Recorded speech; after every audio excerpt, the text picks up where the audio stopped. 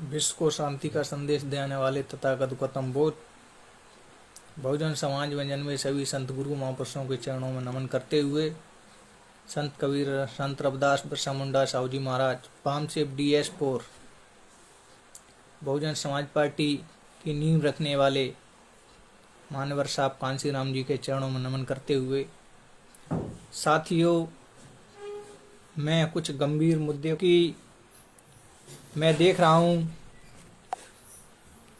जो लोग 1984 में मान्यवर साहब कांसी राम जी ने बहुजन समाज पार्टी के बनाने के बाद जिन लोगों ने बहुजन समाज पार्टी में काम किया, उस पार्टी में काम करने के बाद आज मध्य प्रदेश की जो स्थिति हमको देखने को मिल रही है, कुछ कथाकथित बहुजन समाज पार्टी के पदाधिकारी रहे, वो आज बड़ी बड़ी लंबी लंबी चौड़ी बातें कर रहे हैं। और वो बातें कब कर रहे हैं? वो बातें जब कर रहे हैं जब मध्य प्रदेश की 28 विधानसभाओं में उपचुनाव हुआ। उपचुनाव होने से पहले और उपचुनाव चल रहा था, उस समय बहुजन समाज पार्टी का जिन लोगों ने साथ नहीं दिया और बहुजन समाज पार्टी का लोगों ने साथ नहीं दिया, और साथ न देने के बाद जो परिणाम 10 नवंबर को मध्य प्रदेश की 28 विधानसभाओं के परिणाम आने के बाद लोग बहुजन समाज पार्टी पर उंगलियां उठाने लगे। बहुजन समाज पार्टी की एक भी सीट नहीं आई। बहुजन समाज पार्टी का मूवमेंट हम जैसे युवाओं ने ख़त्म कर दिया। तो मैं उन लोगों को बता देना चाहता हूं और पूछना चाहता हूं, जब 1984 में बहुजन समाज पार्टी बनी थी, बहुजन समाज पार्टी के बनने के बाद जब 5-8 साल का आपका संघर्ष रहा, तो वो आज वो मूवमेंट मध्य प्रदेश में जीरो पर क्यों है? क्योंकि वो जीरो पर इसलिए है कि कुछ लोगों ने जो बहुजन समाज पार्टी के लिए काम किया, काम तो किया और काम करने को लेकर मैं धन्यवाद देता हूं, लेकिन आज कुछ ऐसी उम्र के लोग हैं जो अपने आप को कहते हैं हमने ये किया, हमने वो किया। तुमने 0 सन्नाटे काम करके रख दिया है आज मध्य प्रदेश के अंदर, क्योंकि आज बहुजन समाज पार्टी की एक भी सीट नहीं जीत पाई। मैं वैसे लाइव आना नहीं चाह रहा था, लेकिन कुछ जो गांधी के अर्जन है, जो अपने बाप की औलाद नहीं है, वो गांधी के अर्जन है और वो बाबू जगजीवन राम की औलाद है। मैं खुल के, जो गांधी के अर्जन, वो बाबू जगजीवन राम की औलाद, वो आज फेसबुक और व्हाट्सएप के माध्यम से कह रहे हैं कि बहुजन समाज पार्टी का और बहुजन समाज का मूवमेंट इधर उधर भटक गया है। तो साथियों, मैं उन लोगों को बता देना चाहता हूं, ये बहुजन समाज पार्टी वही पार्टी है जो मान्यवर साहब कांसी राम जी ने 1984 में बनाई थी, और आज भी ये पार्टी सलामत है। उस बहुजन समाज पार्टी की मुखिया इस समय बहन कुमारी मायावती जी हैं। लोग कहते हैं कि बहुजन समाज पार्टी खत्म हो गई। मैं उन लोगों को बता देना चाहता हूं, तुम्हारे बाप दादे तो छोड़ो, पर दादे दी भी आ जाएं तो भी ये बहुजन समाज पार्टी खत्म नहीं होगी। तुम्हारे चिल्लाने से कुछ नहीं होता। तुम ऐसे उल्लू हो कि रात में उल्लू को दिखता नहीं है, दिन में दिखता नहीं है और रात को चिल्लाता है। तुम ऐसे उल्लू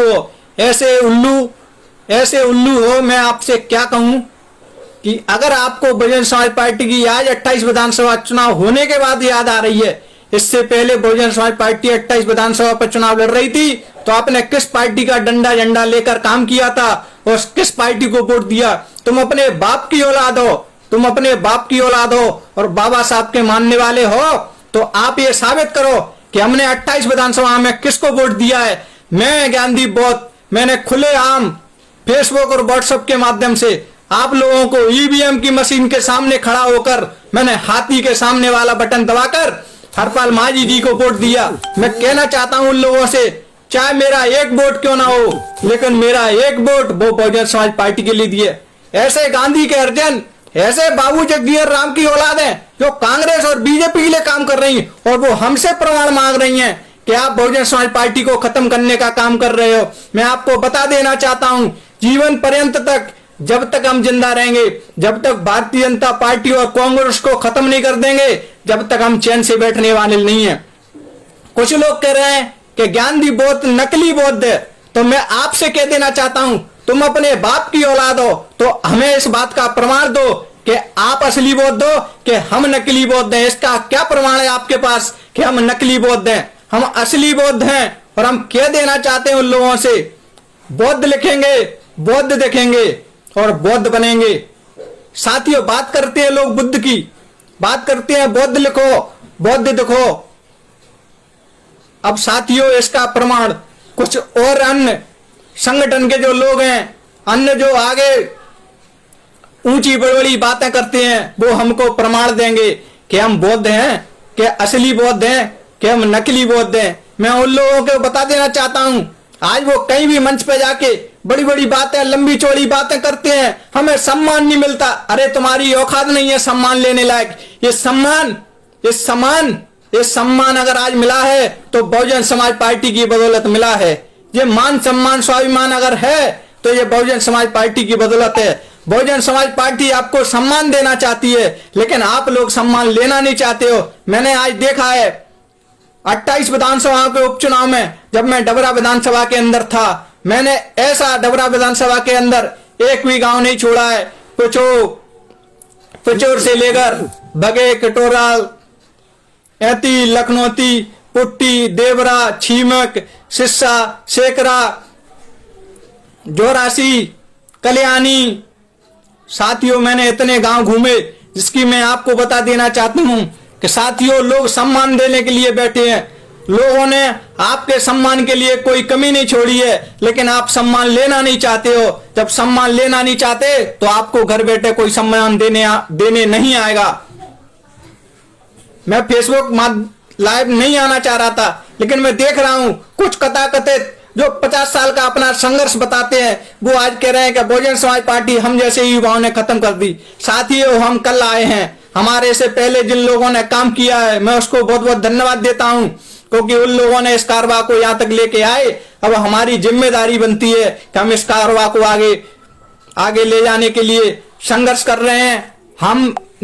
मैं नहीं कहना चाहता कि आप हमारे ऊपर किस तरीके से उंगली उठाने का काम कर रहे हैं। आप कितनी भी उंगलियां उठा लो, तुम कितनी भी उंगलियां उठा लो, लेकिन तुम्हारी उंगली हमारे काम आने वाली नहीं है, क्योंकि हमारी उंगली हमारे काम आएगी और हमारे महापुरुषों के लिए काम आएगी।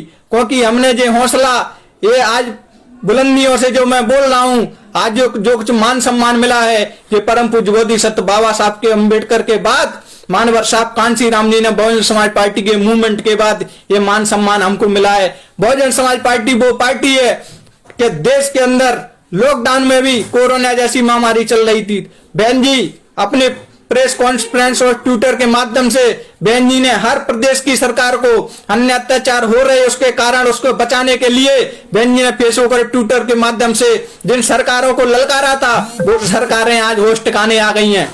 मैं कह देना चाहता हूं उन लोगों से, आप कितना भी पुरजोर विरोध कर लेना, हमारा बहुजन समाज पार्टी टिकवाने वाली पार्टी नहीं है, आज नहीं तो कल। क्योंकि ये पार्टी चुनाव हारने और जीतने वाली बात नहीं है। ये पार्टी मानवर साहब कांसी राम जी ने मूवमेंट के लिए ये पार्टी बनाई थी। मानवर साहब कांसी राम जी ने बोला था कि हमारी सरकार बने या ना बने, लेकिन सामाजिक परिवर्तन की गति रुकना नहीं चाहिए, और सामाजिक परिवर्तन की गति, इस गति को हम रुकने भी नहीं देंगे।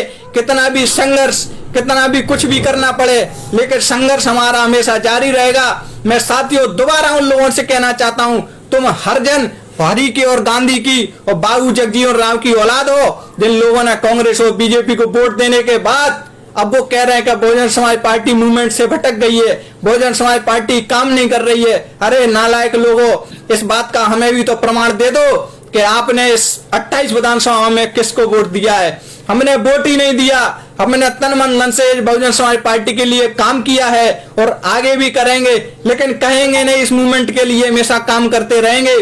जो 50 साल काम करने वाले लोग वो कह रहे हैं कि तुम क्या हो, तुम टट्टी करने वाले हो, तुम उंगली उठाने वाले हो। अरे आप इस उम्र पे, हमारी उम्र पे अगर आप भी थे तो आपने भी इस मूवमेंट के लिए काम किया होगा, उसके लिए मैं आपको बधाई देता हूं।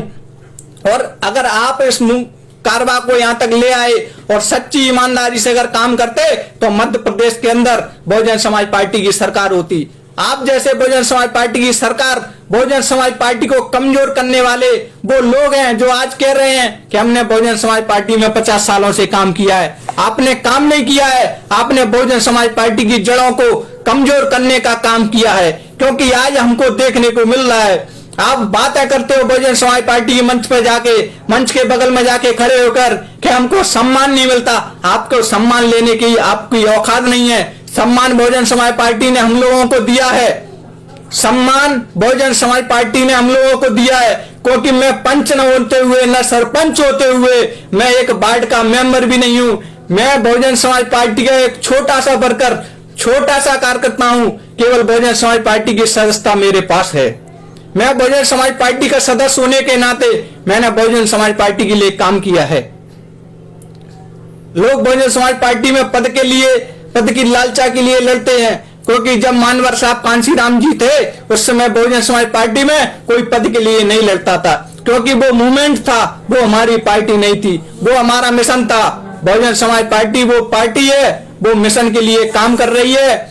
मैं उन लोगों को बता देना चाहता हूं दोबारा, आप कितने भी षड्यंत्र कर लीजिए, लेकिन बहुजन समाज पार्टी कमजोर होने वालों में से पार्टी नहीं है। मैं सोचता था कि शायद बहुजन समाज पार्टी में सम्मान नहीं मिलता होगा, लेकिन मैंने 2 महीने काम किया है इस विधानसभा में, 28 उपचुनाव में डबरा विधानसभा के अंदर। जो सम्मान मुझे कहीं नहीं मिला, वो सम्मान आज बहुजन समाज पार्टी में हमको मिला है।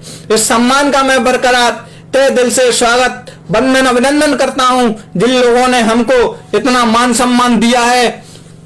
साथियों, मेरी फेसबुक के लाइव से सम्यक समाज से स्त्री के राष्ट्रीय अध्यक्ष परम सम्मानीय लाखन सिंह भी जुड़ चुके हैं और सम्यक समाज संघ स्त्री के प्रदेश अध्यक्ष दिनेश बौद्ध जी भी जुड़ चुके हैं और डबरा विधानसभा के प्रत्याशी मेरे परम आदरणीय चाचा जी संतोष गोयल जी भी मेरी फेसबुक से जुड़ चुके हैं। साथियों, मैं आपको भरोसा और विश्वास दिलाता हूं, बहुजन समाज पार्टी को किसी भी हालत में हम कमजोर नहीं होने देंगे। हम जब तक हम रहेंगे, जब तक हम बहुजन समाज पार्टी के लिए काम करते रहेंगे।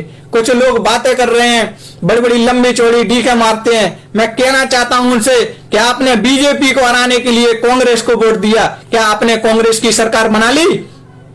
कुछ लोग कहते हैं कि भारतीय जनता पार्टी को जिताने के लिए बहुजन समाज पार्टी काम कर रही है। अगर बहुजन समाज पार्टी भारतीय जनता पार्टी को जिताने के लिए काम करती तो डबरा विधानसभा से सुरेश राजे चुनाव जीतकर नहीं आते। अगर बहुजन समाज पार्टी भारतीय जनता पार्टी के लिए काम करती तो करारा से पराई लाल जाटव चुनाव जीतकर नहीं आते।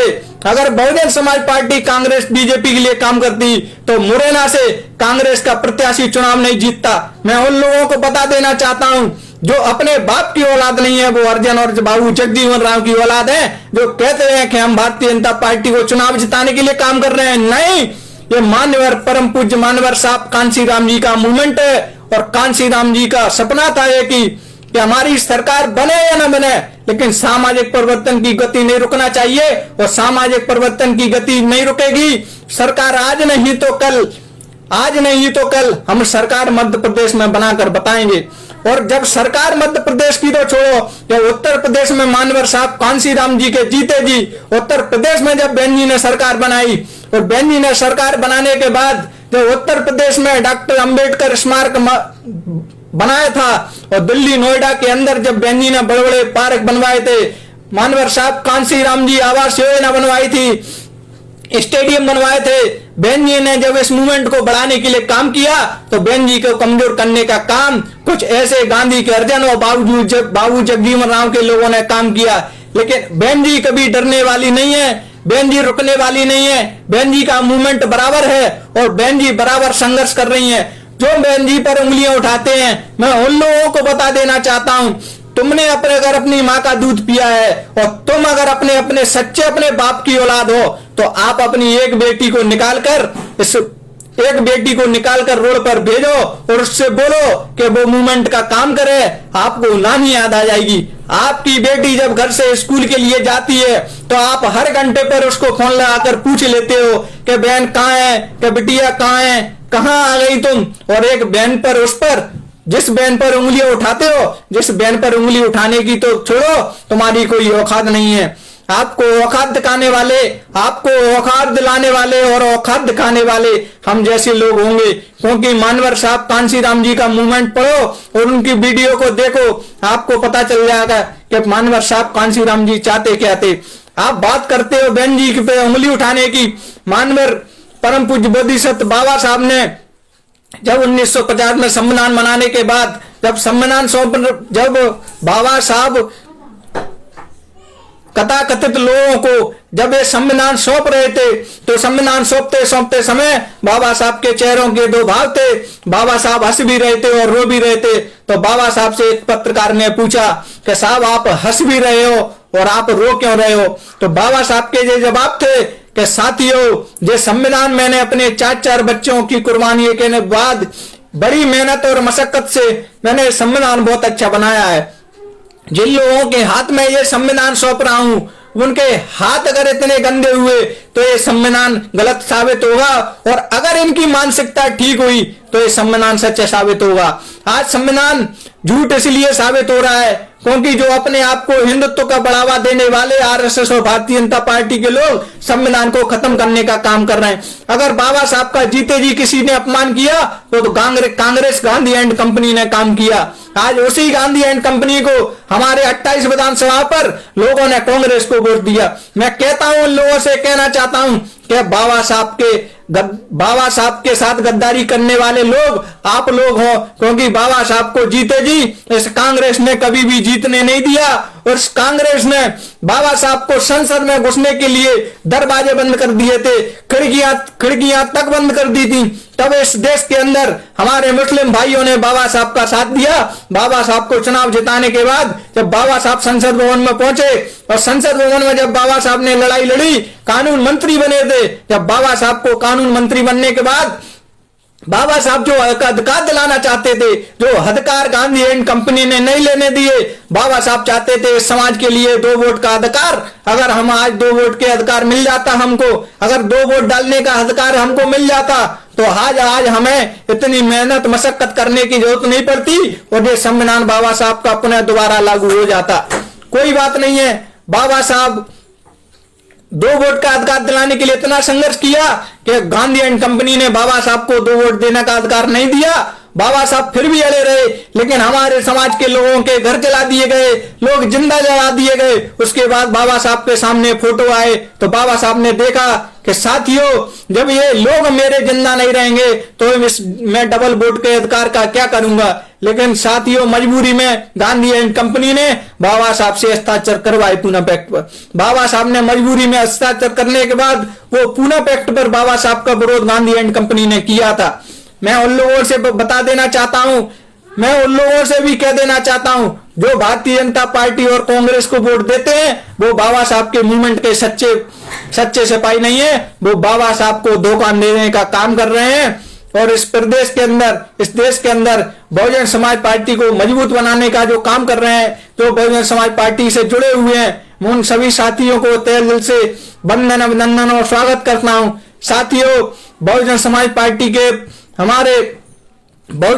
पार्टी के प्रदेश के प्रदेश अध्यक्ष माननीय रमाकांत पिप्पल जी को जन्मदिन की उनको बहुत बहुत बधाई, हार्दिक बधाई, मंगल कामनाएं करता हूं उज्जवल भविष्य की, कि वो ऐसे ही बहुजन समाज पार्टी के लिए निरंतर संघर्ष करते रहे।